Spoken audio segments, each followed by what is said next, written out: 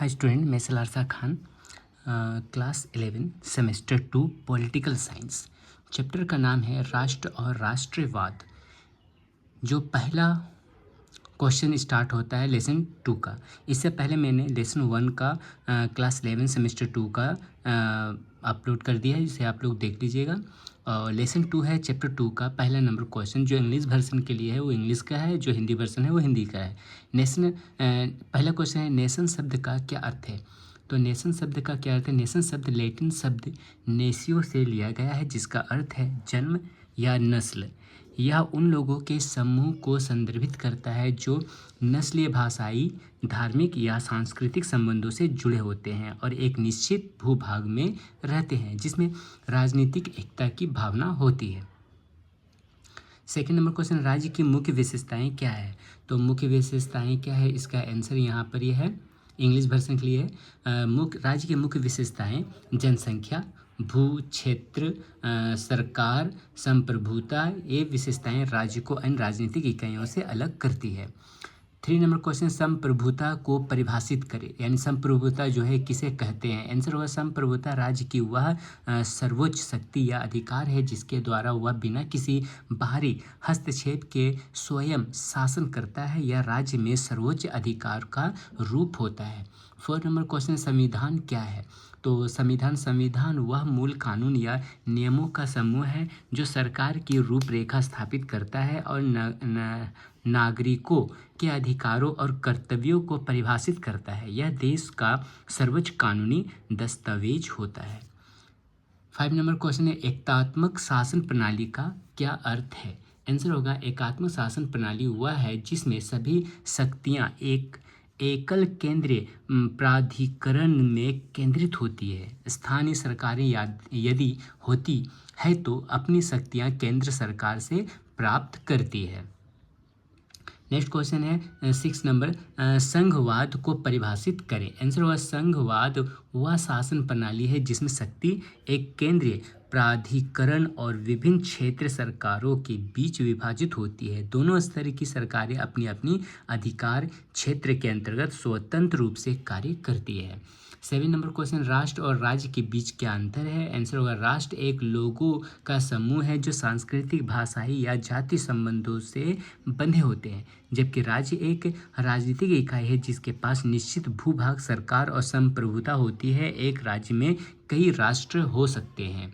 8 number question है, लोकतंत्र में सरकार की भूमिका क्या है। आंसर होगा लोकतंत्र में सरकार जनता की इच्छाओं का प्रतिनिधित्व करती है और कानून बनाने और लागू करने, व्यवस्था बनाए रखने, नागरिकों के अधिकारों की रक्षा करने और राष्ट्र के कल्याण को बढ़ावा देने की जिम्मेदार होती है। नेक्स्ट क्वेश्चन 9 नंबर, संविधान की प्रस्तावना क्या है। आंसर प्रस्तावना संविधान का परिचयात्मक वक्तव्य है जो राष्ट्र के मार्गदर्शक सिद्धांतों, उद्देश्यों और मौलिक मूल्यों को प्रस्तुत करता है। यह संविधान के आत्मा और दृष्टिकोण को दर्शाता है।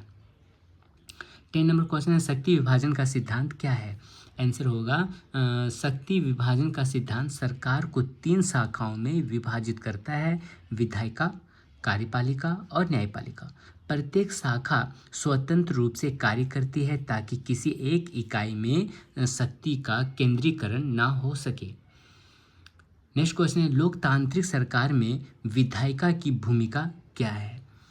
तो आंसर होगा इसका, विधायिका कानून बनाने, जनता की इच्छाओं का प्रतिनिधित्व करने, बजट को मंजूरी देने और कार्यपालिका के काम को निगरानी करने के लिए जिम्मेदार होती है। यह लोकतंत्र में शक्ति संतुलन बनाए रखने में महत्वपूर्ण भूमिका निभाती है। नेक्स्ट क्वेश्चन है, प्रत्यक्ष और अप्रत्यक्ष लोकतंत्र में क्या अंतर है। तो इसका आंसर होगा यहाँ पर, प्रत्यक्ष लोकतंत्र में नागरिक सीधे निर्णय लेने की प्रक्रिया में भाग लेते हैं, जैसे जनमत संग्रह।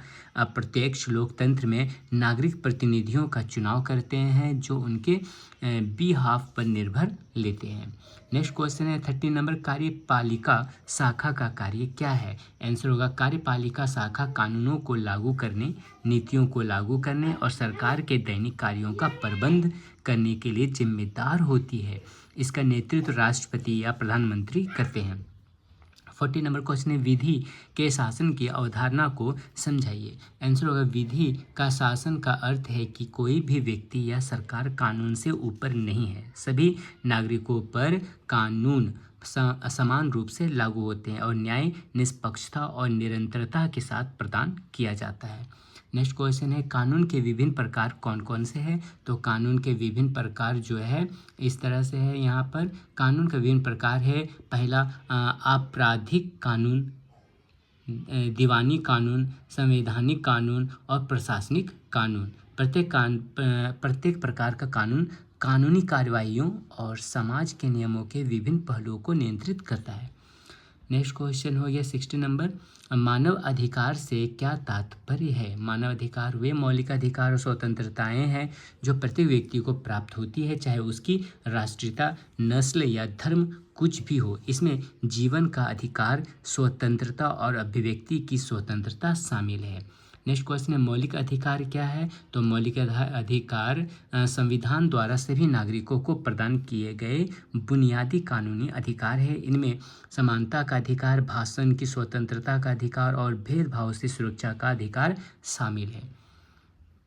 नेक्स्ट क्वेश्चन है न्यायिक पुनरावलोकन क्या है। आंसर होगा न्यायिक पुनरावलोकन अदालतों की वह शक्ति है जिसके द्वारा वे विधायी कृतियों और कार्यकारी निर्णयों की संवैधानिकता की जांच करते हैं। यदि वे संविधान का उल्लंघन करते पाए जाते हैं तो न्यायपालिका उन्हें अमान्य घोषित कर सकती है।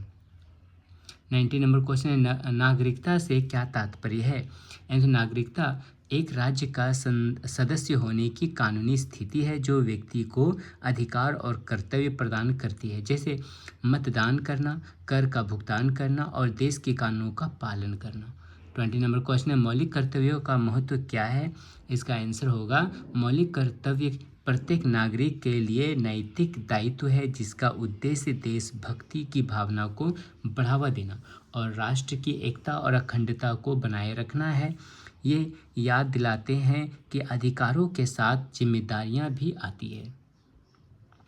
न्यायपालिका की भूमिका क्या है। आंसर न्यायपालिका कानूनों की व्याख्या करती है, विवादों को सुलझाती है और न्याय सुनिश्चित करती है। यह संविधान का संरक्षक होती है और सुनिश्चित करती है कि कानूनों का निष्पक्षता से पालन हो जिससे व्यक्तियों के अधिकारों की रक्षा हो सके। गठबंधन सरकार क्या है। इसका आंसर होगा गठबंधन सरकार तब बनती है जब कोई राजनीतिक दल एक साथ मिलकर बहुमत बनाते हैं और मिलकर शासन करते हैं। यह आमतौर पर तब होता है जब किसी एक पार्टी के पास अकेले सरकार बनाने के लिए पर्याप्त सीटें नहीं होती है। नेक्स्ट क्वेश्चन है गणराज्य क्या है। गणराज्य एक ऐसी शासन व्यवस्था है जिसमें राज्य के प्रमुख का चुनाव किया जाता है और देश का शासन जनता द्वारा चुने गए प्रतिनिधियों द्वारा किया जाता है। गणराज्य में राजशाही नहीं होती।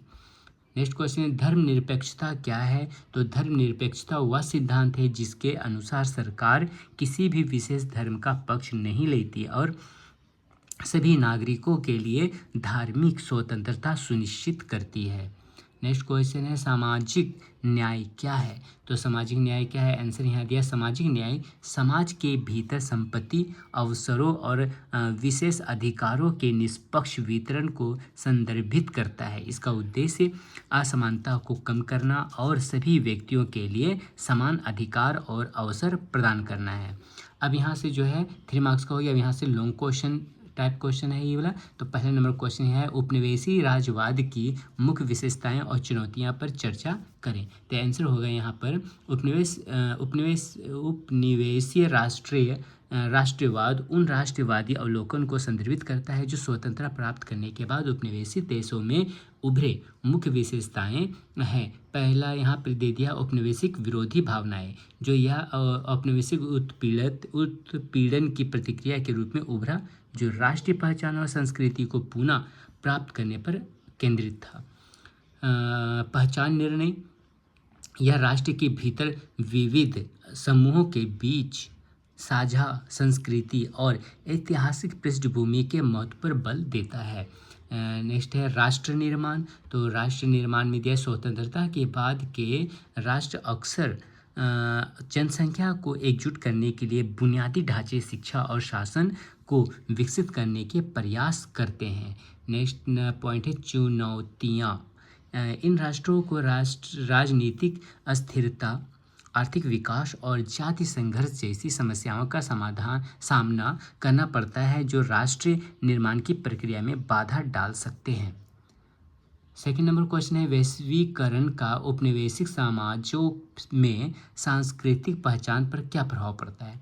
तो इसका आंसर यहाँ पर यह पहला पॉइंट से सांस्कृतिक आदान प्रदान, यानी कि इसका हेडिंग अंडरलाइन देके लिखना है कि यह विचारों, परंपराओं और प्रथाओं के आदान प्रदान को बढ़ावा देता है, जिसके संस्कृतियों का हाइब्रिडाइजेशन होता है।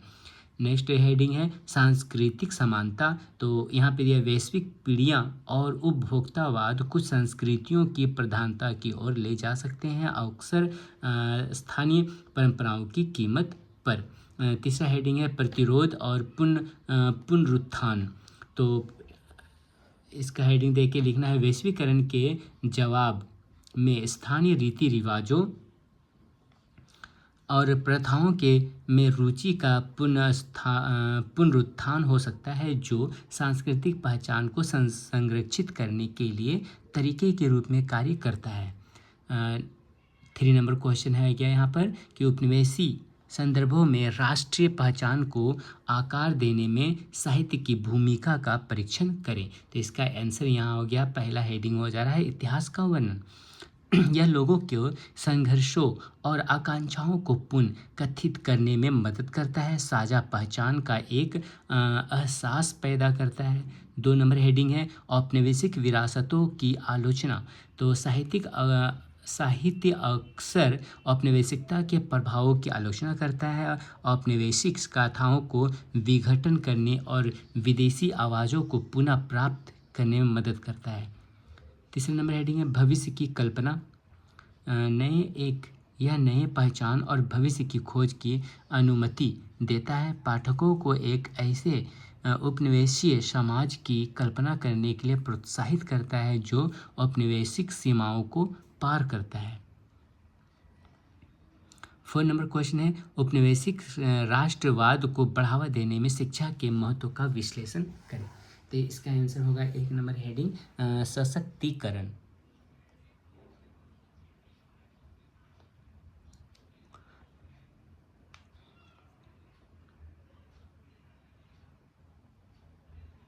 सशक्तिकरण इसमें क्या है, यह व्यक्तियों को ज्ञान से सशक्त करता है, जिससे वे अपने अधिकारों और सांस्कृतिक धरोहर को समझ सके। दूसरा नंबर हेडिंग है नागरिक भागीदारी। इसमें लिखना अंडरलाइन देखिए कि शिक्षा नागरिक भागीदारी और राजनीतिक प्रक्रिया में संलग्न होने के लिए प्रोत्साहित करती है, राष्ट्रीय जिम्मेदारी का एहसास कराती है। 3 नंबर हेडिंग होगा आलोचनात्मक सोच। आलोचनात्मक सोच में अंडरलाइन देख लिखना है, यह आलोचनात्मक सोच और ऐतिहासिक अन्याय के प्रति जागरूकता को बढ़ावा देता है, व्यक्तियों को सामाजिक परिवर्तन के लिए वकालत करने के लिए प्रेरित करता है। 5 नंबर क्वेश्चन है उपनिवेशीय राष्ट्रों को किस मुख्य आर्थिक चुनौती का सामना करना पड़ता है। तो इसका आंसर हो गया यहाँ पर 1 नंबर हेडिंग देके कि पूर्व उपनिवेशियों पर निर्भरता। अंडरलाइन देके लिखना है कई उपनिवेशीय अर्थव्यवस्था, व्यापार, निवेश और प्रौद्योगिकी के लिए अपने पूर्व उपनिवेशियों पर निर्भर रहती है। 2 नंबर हेडिंग है संसाधनों का शोषण। प्राकृतिक संसाधनों का अवसर बहुराष्ट्रीय कंपनियों द्वारा शोषण किया जाता है, जो आर्थिक असमानता और पर्यावरणीय क्षति का कारण बनता है। 3 नंबर हेडिंग होगा असमानता और गरीबी। अंडरलाइन देखिए कई उपनिवेशीय समाजों में उच्च स्तर की असमानता और गरीबी बनी रहती है, जो आर्थिक विकास में बाधा डालती है। 6 नंबर क्वेश्चन होगा औपनिवेशिक इतिहास की समकालीन राजनीति व्यवस्था पर क्या प्रभाव पड़ता है।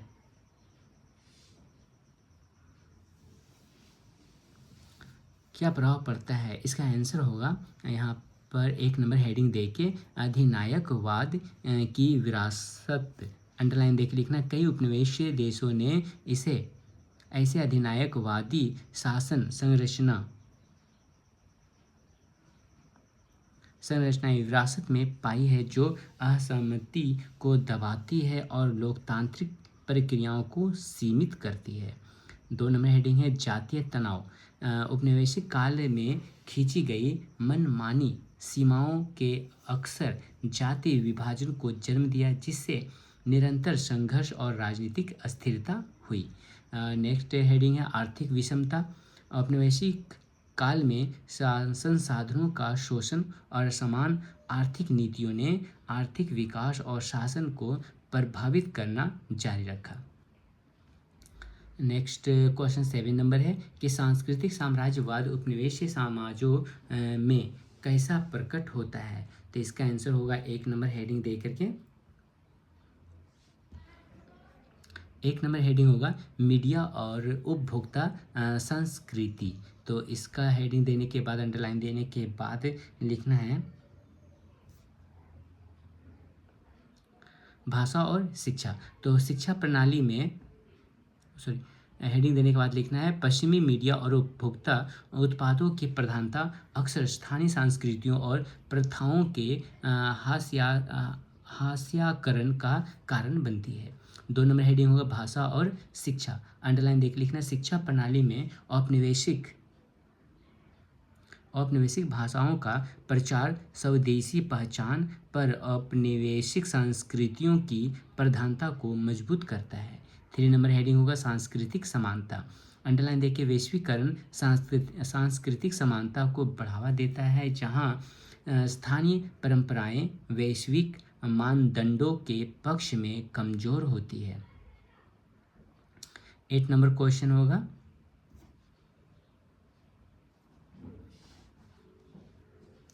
8 नंबर क्वेश्चन है औपनिवेशिक।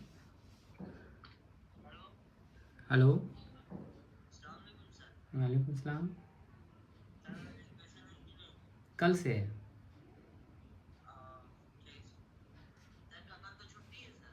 नहीं, कल है। कल है तो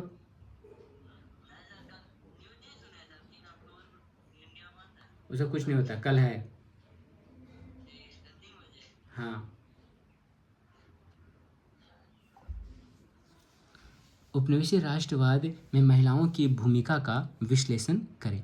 तो इसका आंसर 1 नंबर हेडिंग है सक्रिय भागीदारी। अंडरलाइन देख लेना महिलाएं राष्ट्रीय आंदोलनों में सक्रिय रूप से शामिल रही है, स्वतंत्रता और सामाजिक न्याय की वकालत करती है।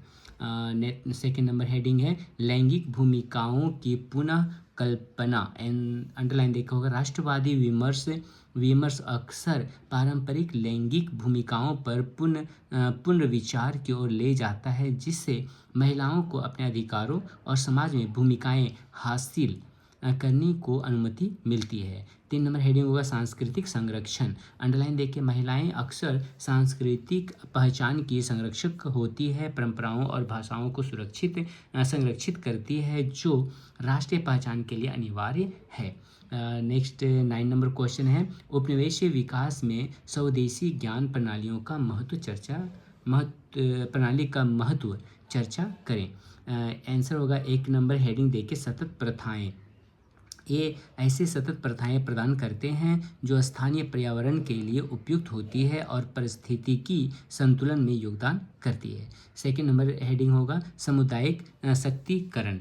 अंडरलाइन देके लिखना है इसका स्वदेशी ज्ञान विकास प्रक्रियाओं में स्थानीय अनुभवों और परंपराओं को महत्व देकर सामुदायिक सशक्तिकरण को बढ़ावा देते हैं। 3 नंबर हेडिंग हुआ सांस्कृतिक पहचान। स्वदेशी ज्ञान को शामिल करने में सांस्कृतिक पहचान और धरोहर को संरक्षित करने में मदद मिलती है, जो उपनिवेशीय राष्ट्र निर्माण के लिए महत्वपूर्ण है। 10 नंबर क्वेश्चन है प्रवासी समुदायों के उपनिवेशीय राष्ट्रवाद के लिए क्या निहितार्थ है।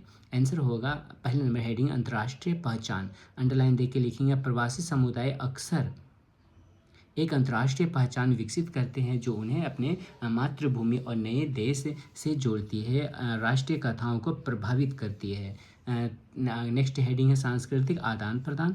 ये सांस्कृतिक आदान प्रदान और मातृभूमि की पहचान के प्रसार को सीमाओं के पार सुविधाजनक बनाते हैं, जो मातृभूमि के प्रति धारणाओं को प्रभावित करता है। नेक्स्ट हेडिंग है राजनीतिक भागीदारी। अंडरलाइन देखिए, प्रवासी समुदाय अपने मातृ देशों के साथ राजनीतिक रूप से संलग्न हो जाते हैं, नीतियों के लिए वकालत करते हैं जो उनके राष्ट्रीय हितों के अनुकूल हो। नेक्स्ट हेडिंग मतलब नेक्स्ट क्वेश्चन जो है यहाँ तक कंप्लीट हो गया।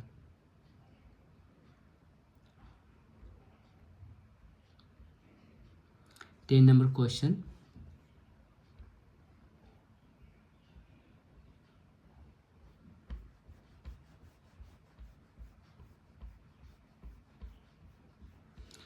तो इस तरह से जो है तो ये क्लास लेसन 2 जो है पार्ट 1 का लेसन 2 कंप्लीट हुआ। नेक्स्ट वीडियो जो है पार्ट 2 में आएंगे। तो आज के लिए वीडियो यहीं तक। इसे आप सब्सक्राइब करें या इसे लाइक करें, ठीक।